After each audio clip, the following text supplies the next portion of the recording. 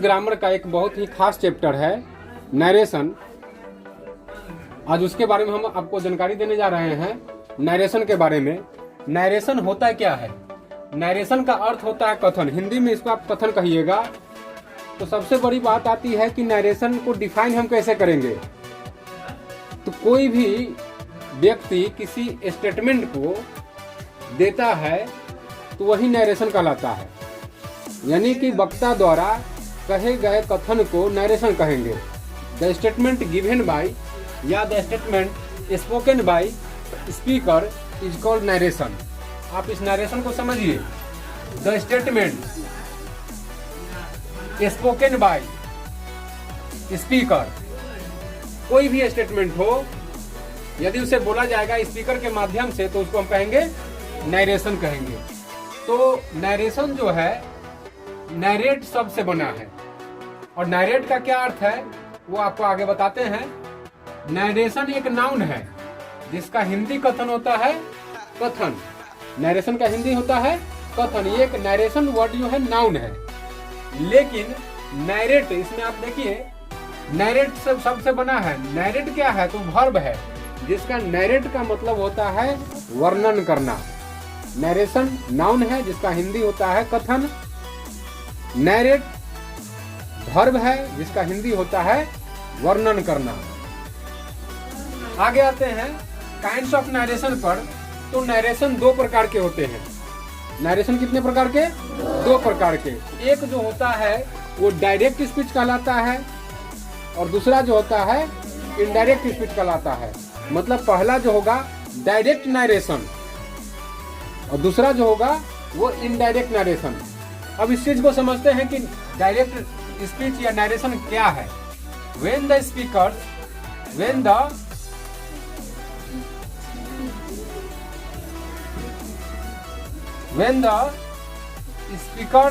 statement, वक्ता के कथन is repeated in his own words। his own का मतलब हो गया उसी के शब्दों में, उसी के शब्दों में। सपोज दैट यदि हम बोलते हैं he says to me you are my friend, इसमें कोई बदलाव नहीं। वो जो कहता है वो मेरा दोस्त है, तो ये स्टेटमेंट दिया गया, ठीक है ना। इसमें हम अपना शब्द का मिलावट कुछ करके नहीं किए हैं। उसी के शब्दों में हूबहू उतार देना, कह देना डायरेक्ट स्पीच कहलाता है। यानी कि वक्ता के कथन को हूबहू उसी के भाषा में, उसी के शब्दों में, उसी के वाक्यों को रिपीट कर देना डायरेक्ट स्पीच कहलाता है। अब आता है इनडायरेक्ट स्पीच किसको कहेंगे। तो when the speakers statement is repeated in our own words. अब इस चीज को समझिए। यहाँ आपने देखा डायरेक्ट स्पीच में हिज ऑन है, यानी कि उसी के शब्दों में। यहाँ है आवर ऑन, यानी अपने शब्दों में यदि आप बोलते हैं तो वो कहलाएगा, क्या कहलाएगा? इनडायरेक्ट स्पीच कहलाएगा। देखिए बेसिक चीज है। अब नरेशन पढ़ रहे हैं तो हमको डिफिनेशन आना चाहिए। डायरेक्ट स्पीच का, इनडायरेक्ट स्पीच का मतलब क्या होता है वो समझना जरूरी है। तो डायरेक्ट स्पीच का मतलब हम समझे कि वक्ता के कथन को हूबहू उसी के शब्दों में, उसी के वाक्यों में कह देना डायरेक्ट स्पीच कहलाता है, ठीक है। जैसे विद्यालय में प्रिंसिपल कोई स्टेटमेंट जारी करते हैं, नोटिस जारी करते हैं, और वो शब्द आप सुनते हैं और हूबहू उसी शब्द को अपने गार्जियन को, अपने माता पिता को बता देते हैं, तो वो डायरेक्ट स्पीच कहलाता है।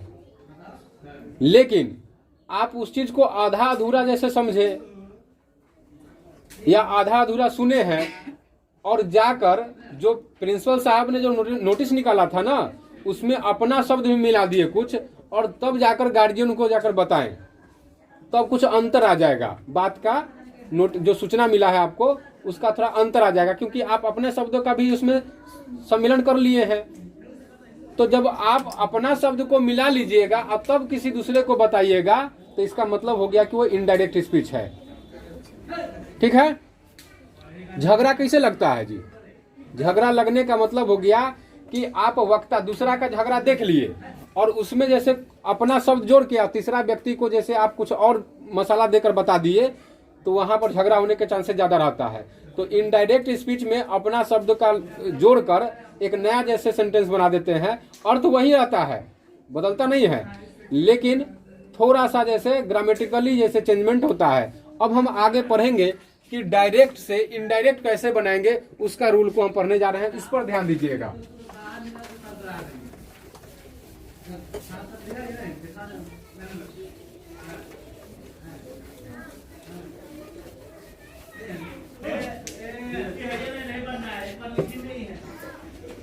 इसके बाद हम देखते हैं, एक एग्जांपल लेते हैं। He says to me, I am your friend। यहां पर ध्यान दीजिएगा, दो चीज क्या है, दो चीज उसको ध्यान दीजिए। यहां से यहां और यहां से यहां, आप इस पूरे वाक्य में देख रहे हैं कि दो सेंटेंस है। एक है he says to me, I am your friend, एक पहला वाक्य, एक दूसरा वाक्य रहा है। सपोज दैट यदि कोई बोलता है he says, वह कहता है, क्या कहता है पता नहीं चल रहा है, यानी वाक्य अधूरा है। तो वाक्य अधूरा है तो इसको जैसे फुलफिल करने के लिए एक और वाक्य यहाँ पर लिखा हुआ है कि आई एम योर फ्रेंड, वह कहता है कि मैं तुम्हारा दोस्त हूँ। इतना चीज को समझ गए हैं कि इस वाक्य में, डायरेक्ट के वाक्य में दो सेंटेंस है ना, दो स्टेटमेंट है। अब इसको देखते हैं कि किस प्रकार से इसको रिपोर्टिंग स्पीच और रिपोर्टिंग वर्ब कौन कौन है इसमें। आप इसमें देखिए कि सेज जो है ये वर्ब है और आई एम योर फ्रेंड जो है ये एक प्रकार का स्टेटमेंट है। तो आप इसको लिख सकते हैं स्पीच है। ये क्या है? स्पीच है। तो इसी को कहा गया है कि ये जो है रिपोर्टेड वर्ब है और ये क्या है? रिपोर्टेड स्पीच है। तो ध्यान रखना है कि जो इन्वर्टेड कमा में है, जो इन्वर्टेड कमा में है उसको बोलेंगे रिपोर्टेड स्पीच। जो इन्वर्टेड कमा में है उसको क्या बोलेंगे? Reported speech. और इन्वर्टेड कमा से बाहर जिसमें सेज लगा हो, टेल्स लगा हो, आस्क लगा हुआ हो, उसको हम बोलेंगे रिपोर्टेड वर्ब बोलेंगे। अभी समझ में आ गया जी कि रिपोर्टेड वर्ब किसको कहेंगे, रिपोर्टेड स्पीच किसको कहेंगे से। आपको बहुत सारा ऐसा वाक्य मिलेगा, तो जब देखेंगे कि इन्वर्टेड कमा के अंदर है कोई स्टेटमेंट तो उसको बोलेंगे रिपोर्टेड स्पीच, और इससे बाहर, इन्वर्टेड कमा से बाहर जो सेंटेंस होगा उसको हम बोलेंगे रिपोर्टेड वर्ब। अब आगे आते हैं अगली बिंदु पर कि डायरेक्ट से इनडायरेक्ट बनाने के समय किन किन बिंदुओं पर हमको ध्यान देना होगा। तो आपने अभी एग्जाम्पल में देखा ही सेज मिला था, सेज मिला था ना जी। तो कहीं पर रहेगा सेज या कहीं पर रहेगा से। तो आपको इनडायरेक्ट बनाने के समय आपको सेज का टेल्स कर देना है और से का टेल कर देना है। कोई दिक्कत इसमें? दूसरा नंबर आता है बात कि आप देखिएगा कि से सेज के बाद टू आता है, टू को रिमूव कर देना है। टू को क्या करेंगे? रिमूव। रिमूव मतलब होता है हटाना, रिमूव कर देंगे। और तीसरा नंबर बिंदु आता है इन्वर्टेड कॉमा। इन्वर्टेड कॉमा को हटाकर दैट लिखेंगे। किसमें? इनडायरेक्ट स्पीच में। ये तीन बिंदु को ध्यान में रखना है तो आपका डायरेक्ट से इनडायरेक्ट आसानी से बनेगा। चलिए अब कुछ जैसे जो ग्रामेटिकल जैसे चेंजमेंट होती है उस पर हम चर्चा कर लेते हैं।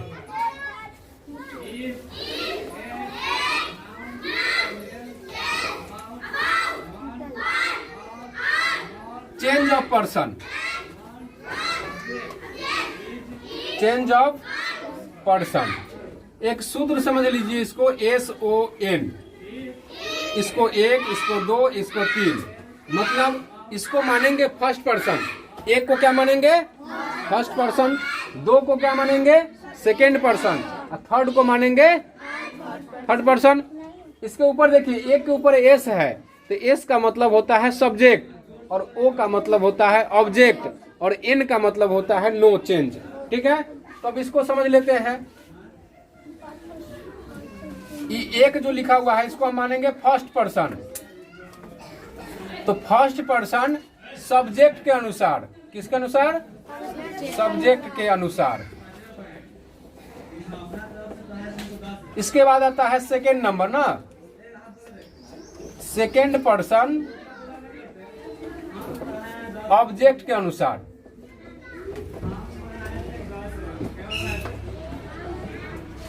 और थर्ड पर्सन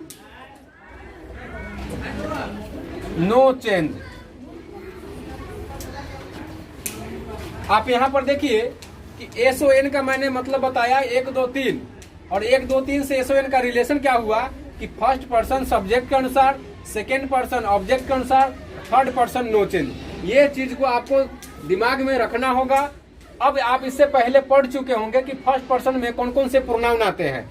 तो प्रोनाउन आते हैं I, B। सेकेंड पर्सन में क्या क्या आते हैं जी?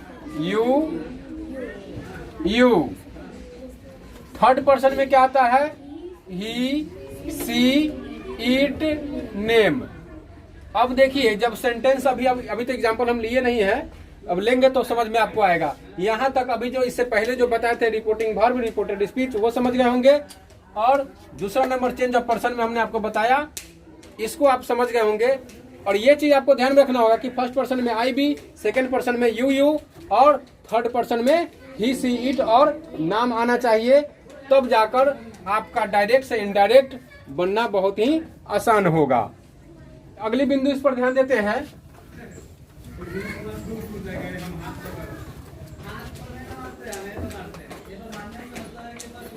एग्जाम्पल लेते हैं। यह डायरेक्ट का एग्जाम्पल है, और डायरेक्ट कैसे पहचानेंगे वो भी आपको बता रहे हैं हम। He says to me, I am your friend। जैसे ही आपको मिले कि इन्वर्टेड कमा के अंदर कोई वाक्य है, तो ऐसे वाक्य को पहचानेंगे कि ये डायरेक्ट में है। ठीक है, जब इन्वर्टेड कमा में मिलेगा वाक्य तो समझेंगे कि ये डायरेक्ट स्पीच में है। अब इसका इनडायरेक्ट बनाएंगे किस प्रकार से, ये समझना जरूरी है। जो रूल आपको पहले बताए हैं उसी रूल से बनेगा। तो ध्यान दीजिएगा, ही का हमको लिखना है ही। हमने रूल में बताया था कि सेज को क्या करेंगे? टेल्स में बदल देंगे, और टू को रिमूव कर देना है और मी लिख देंगे। कोई दिक्कत इतना में? अब बारी आती है इन्वर्टेड कमा का। इन्वर्टेड कमा हटाएंगे तो क्या लिखेंगे? दैट। अब इसके बाद चेंज ऑफ पर्सन का गेम स्टार्ट होता है। तो आई कौन सा पर्सन है जी? आई फर्स्ट पर्सन। अभी थोड़ा देर पहले हमने बोर्ड पर लिखा है ना, आई फर्स्ट पर्सन। किसके अनुसार? सब्जेक्ट के अनुसार। तो अब हमको रिपोर्टेड वर्ब का सब्जेक्ट देखना है। सब्जेक्ट क्या है? ये आपका सब्जेक्ट है और यहाँ आपका ऑब्जेक्ट है। ठीक है, तो फर्स्ट पर्सन सब्जेक्ट के अनुसार, तो सब्जेक्ट ही है तो हम यहाँ क्या लिखेंगे? ही लिखेंगे। और ही के साथ क्या लगता है? इज। अब आता है योर। जितना भी प्रोनाउन आपको मिले ना उसी को चेंज करना है और आपका इनडायरेक्ट बन जाएगा। तो योर जैसे देखेंगे कि कौन सा पर्सन है, तो ये आपको जैसे याद रखना होगा कि आई का माई, बी का अस, आबर जो होता है वो फर्स्ट पर्सन का होता है, वो आपको ध्यान रखना होगा। योर जैसे सेकेंड पर्सन होता है तो वो ऑब्जेक्ट के अनुसार मी के अनुसार होगा। तो मी का जैसे चेंज जब करेंगे तो मी का माई होगा और यहाँ हम आप लिखेंगे फ्रेंड। और ये आपका इनडायरेक्ट स्पीच तैयार हो चुका है। He says to me I am your friend का इनडायरेक्ट होगा he tells me that he is my friend. एक और एग्जाम्पल लेते हैं।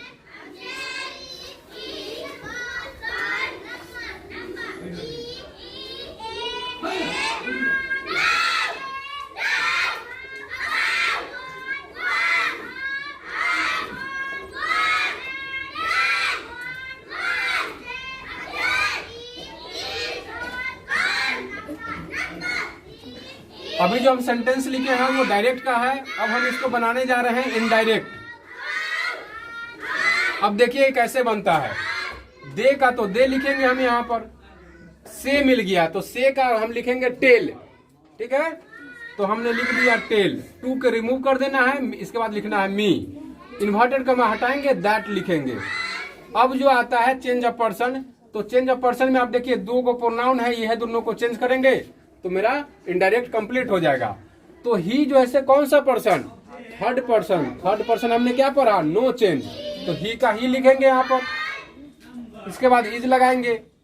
माई कौन सा पर्सन, आई का माई होता है ना, फर्स्ट पर्सन किसके अनुसार, सब्जेक्ट अनुसार क्या ऑब्जेक्ट अनुसार, माई जो है फर्स्ट पर्सन, इसलिए हम इसको सब्जेक्ट के अनुसार लेंगे। तो दे का हो जाएगा क्या, their, he is their friend. अब ऐसा नहीं कि दे का देम कर देगा, बहुत सारे बच्चे दे का देम लिख देते हैं, ही का कहाँ हिज लिखाएगा और कहाँ हिम लिखाएगा, ये कंफ्यूजन हो जाता है। तो हम आपको अगली वीडियो में बताएंगे कि इसका प्रयोग कहाँ पर ऐसे करेंगे। चलिए तो थोड़ा सा एग्जाम्पल भी समझ लेते हैं। हमने यहाँ पर 3 एग्जाम्पल लिखा है और तीनों को बनाने का प्रयास करते हैं। आप यहाँ देखिए, हमने आपको इससे पहले बताया कि ही सेज के बाद टू मी रहता है, टू अस रहेगा या कोई नाम रहेगा टू के बाद, लेकिन यहाँ नहीं है। तब हम क्या करेंगे, ये चीज को समझिए। यहाँ हम ही का ही लिखेंगे और ध्यान रखेंगे कि यदि सेज या से के बाद यदि कोई ऑब्जेक्ट नहीं आता है तो हम सेज का सेज ही लिखेंगे, ठीक है। यदि सेज के बाद कोई ऑब्जेक्ट नहीं आएगा तो सेज का सेज रहेगा, यदि से के बाद कोई ऑब्जेक्ट नहीं रहेगा तो से का से ही रहेगा। तो यहाँ आपने देखा कि ही सेज है, इसके बाद कोई ऑब्जेक्ट नहीं है तो हमने लिखा ही सेज, उसके तुरंत बाद हम दैट का प्रयोग करेंगे। अब देखेंगे आई कौन सा पर्सन है, तो फर्स्ट पर्सन सब्जेक्ट अनुसार, तो ही का ही हो जाएगा, इज लग जाएगा, और यहाँ रीडिंग है तो रीडिंग लिखेंगे। अब इसके बाद माई कौन सा पर्सन है जी, फर्स्ट पर्सन है, तो ही के अनुसार ही का हिज हो जाएगा यहाँ पर, और ये आपका डायरेक्ट से इनडायरेक्ट कंप्लीट हो गया। दूसरा वही सेम है क्वेश्चन, थोड़ा सा चेंज है। सी का हम यहाँ पर तो सी लिखेंगे ही। अब देखिए यहाँ पर सेज आ गया पुनः, लेकिन इसके बाद ऑब्जेक्ट नहीं है तो हम क्या लिखेंगे, सेज लिखेंगे, इसमें चेंजमेंट नहीं करेंगे। इसके बाद हम दैट का प्रयोग करेंगे। आई फर्स्ट पर्सन सब्जेक्ट अनुसार सी के अनुसार, तो सी लिखेंगे, सी के साथ इज लगाएंगे और इसके बाद रीडिंग लिखेंगे। अब माई फर्स्ट पर्सन है तो सब्जेक्ट सी के अनुसार, तो यहाँ हम सी का हर लिखेंगे, और इस प्रकार से आपका वाक्य कंप्लीट हो जाता है। तीसरा नंबर एग्जांपल देखते हैं। I say to them I help you. I say to them क्या है, reporting verb. I help you क्या है, रिपोर्टिंग स्पीच। बात क्लियर। अब आगे देखते हैं इसको बनाते हैं कैसे। आई का तो हम आई लिखेंगे, से को यहाँ पर हम टेल में कन्वर्ट करेंगे। क्यों कन्वर्ट करेंगे, क्योंकि उसके बाद ऑब्जेक्ट है। तो आई टेल, टू को हटा देंगे और देम को लिख देंगे। इसके बाद आता है इन्वर्टेड कमा, तो इन्वर्टेड कमा को हम क्या करेंगे, हटाएंगे, तो दैट का प्रयोग करेंगे। अब इसके बाद क्या करेंगे कि आई को देखेंगे, इसमें एक दो गो जैसे क्या है प्रोनाउन है, तो इसको हम चेंज करेंगे SON वाला फॉर्मूला से। तो आई फर्स्ट पर्सन है, तो फर्स्ट पर्सन किसके अनुसार, फर्स्ट पर्सन सब्जेक्ट के अनुसार, आई के अनुसार, तो आई का तो आई ही रहेगा। अब इसमें देखिए हेल्प है, तो हेल्प का हेल्प ही लिखेंगे। यू कौन सा पर्सन, सेकेंड पर्सन, ऑब्जेक्ट के अनुसार, देम के अनुसार, तो देम जैसे थर्ड पर्सन में आता ही है तो कोई चेंजमेंट नहीं, देम का देम, और इस प्रकार से आपका वाक्य कंप्लीट हो जाता है। तो इस वीडियो को आप अंत तक देखने का प्रयास कीजिए, दोबारा देखिए ताकि आपको समझ में आ जाए, और ज्यादा से ज्यादा समझ में आने के लिए आपको बार बार प्रैक्टिस करना होगा। प्रैक्टिस क्या करना होगा कि इस वीडियो को आप जैसे पूरा कंप्लीट करके देख लीजिए। इसके बाद आप कोई भी बुक का नरेशन चैप्टर का जो फर्स्ट लेसन होगा उसको बनाने का प्रयास कीजिए, बनेगा। जहाँ नहीं बनता है वहाँ पर आप हमें कमेंट करें, हम आपको सुझाव जरूर देंगे। बहुत बहुत धन्यवाद।